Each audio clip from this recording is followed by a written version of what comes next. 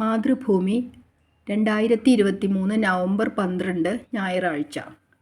MGയിൽ അടുത്ത അധ്യയന വർഷം മുതൽ 4 വർഷ ബിരുദം മാത്രം.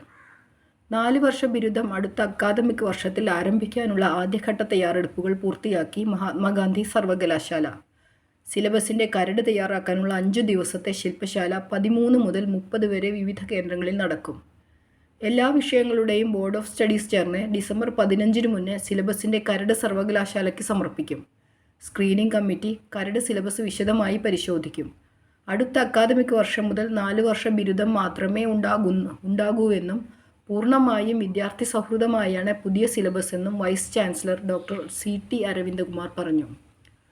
സാങ്കേതിക സംവിധാനങ്ങൾ ക്രമീകരിക്കുന്നതിന് സർവകലാശാലയിൽ പ്രത്യേക ഇൻഫർമേഷൻ ടെക്നോളജി ഫ്രെയിംവർക്ക് സജ്ജമാക്കുമെന്ന് സിൻഡിക്കേറ്റ് അംഗം ഡോക്ടർ ബിജു പുഷ്പൻ പറഞ്ഞു.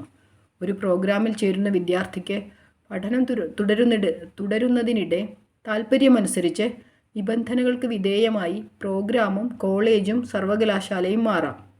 ഈ മാറ്റം സുഗമമാക്കുന്നതിന് 2ാം വർഷം 10% അധിക സീറ്റ് ഏർപ്പെടുത്തും.